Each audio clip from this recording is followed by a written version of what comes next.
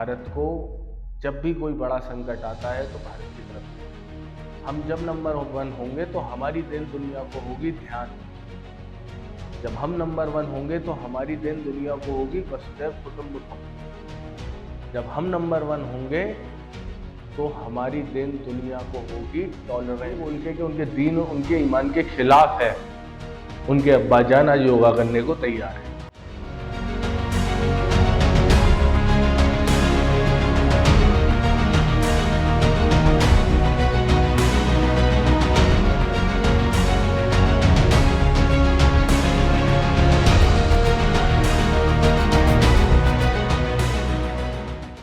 नमस्कार दोस्तों, मैं आकाश चतुर्वेदी स्वागत करता हूं आपका वीडियो के लिए। सबसे पहले मेरी तरफ से आपको और आपके परिवार वालों को दशहरा की बहुत बहुत शुभकामनाएं।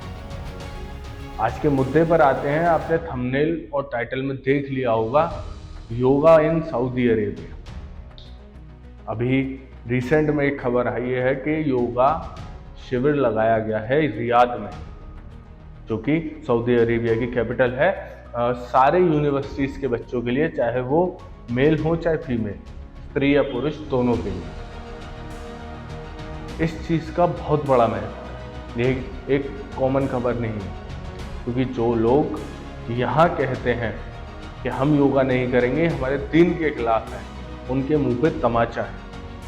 योगा किसी धर्म विशेष को टारगेट नहीं करता। योगा अपने आप में लाइफस्टाइल है। रियाद में इसका शिविर लगना, क्योंकि मैं आपको समझा दूं, सऊदी अरेबिया एपी सेंटर है, मतलब केंद्र बिंदु है इस्लाम का। और जो लोग यहाँ पे योगा को बुरा भला कहते हैं, योगा का तिरस्कार करते हैं, ये बोल के कि उनके दीन उनके ईमान के खिलाफ है, उनके अब्बाजान आज योगा करने को तैयार है। अमेरिका सुपर पावर क्यों बना?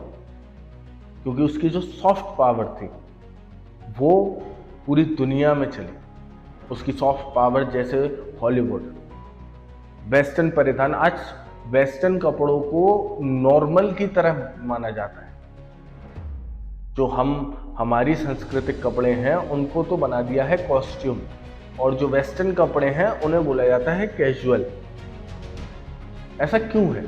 उसका वजह यह है कि उन्होंने अपने कल्चर को इतना आगे बढ़ाया कि वो आगे चल के नॉर्मल की कैटेगरी, वो एक तरह से उसका इंटरनेशनलाइजेशन हो गया।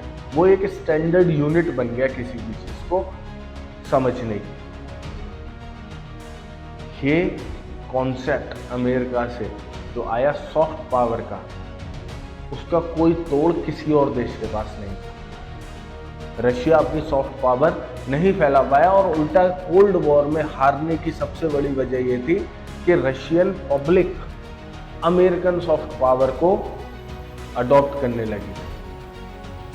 रशिया में आपने सुना हो बर्लिन वॉल के बारे में, तो रात में लोग वहां जाया करते थे वेस्टर्न बर्लिन में, और स्टालिन ने यही रोकने के लिए वो वॉल बनाई थी।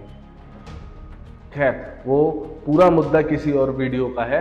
अभी हम बात करते हैं योगा और इंडियन सॉफ्ट पावर की।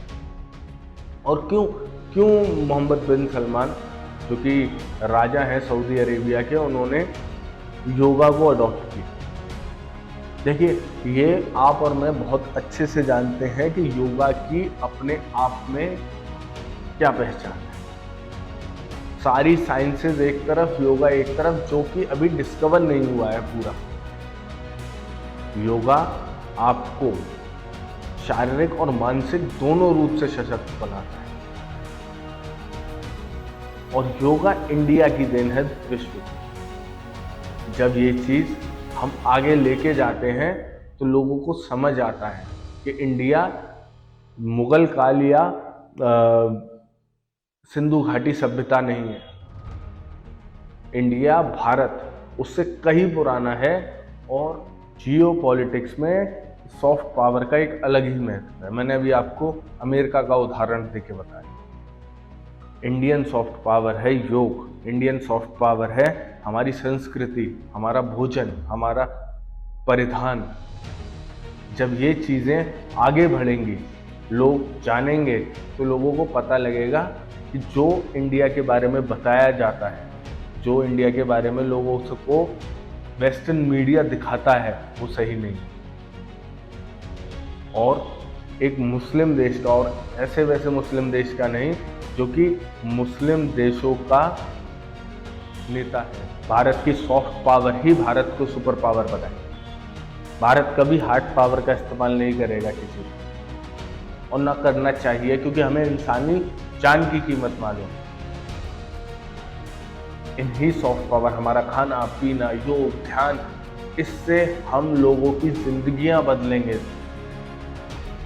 तब समझ में आएगा दुनिया को कि किस संस्कृति से भारत की सॉफ्ट पावर का बढ़ना, भारत का आगे बढ़ना, विश्व पटल पे एक सेंट्रल रोल निभाना, ये दुनिया को समझ आने लगा है। ये सिर्फ भारत के हित में नहीं है, ये विश्व के लिए हितकारी और कल्याणकारी सिद्ध हो।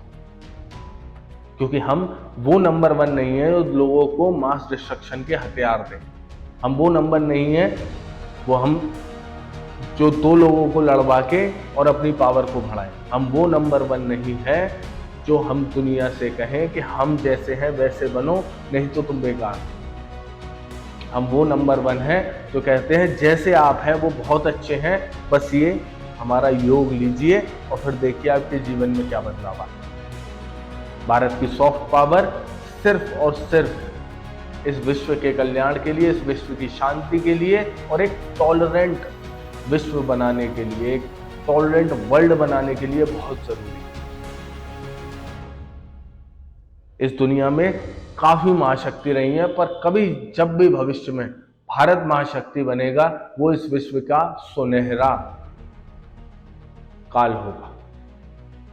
और इस बात को मैं ही नहीं, दुनिया भी समझने लगी है।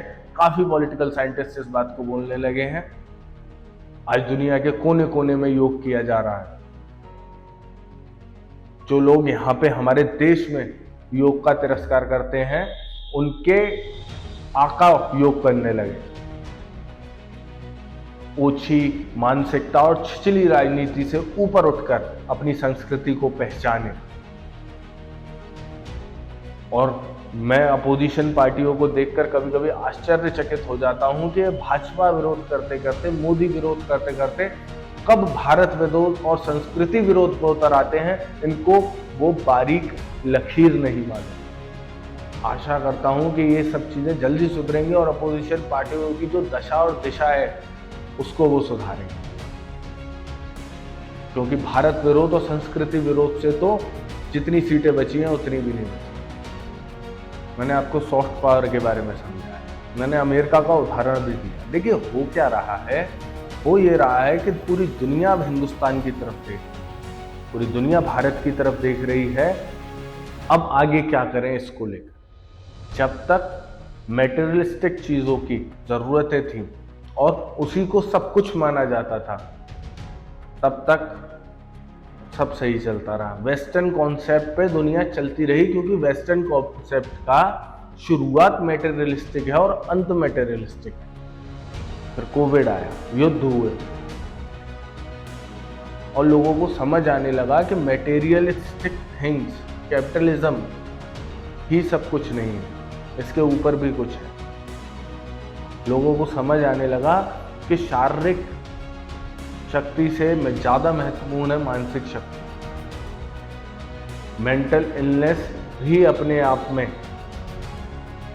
एक पूरा मुद्दा है जो समझता है, और उसके लिए हमें कुछ प्रिवेंशन चाहिए, और वो प्रिवेंशन सिर्फ और सिर्फ योग और ध्यान दे सकते हैं। और हमारे देश की जनता अपनी संस्कृति और अपनी विरासतों को समझे, क्योंकि अपने देश का अपने से ज़्यादा बड़ा ब्रांड एम्बेसडर कोई और नहीं हो सकता। कोई आपकी देश की ख्याति को आगे नहीं बढ़ाएगा आपके सिवा। और अगर देश की ख्याति बढ़ेगी, देश समृद्ध होगा, तो आप भी समृद्ध होंगे।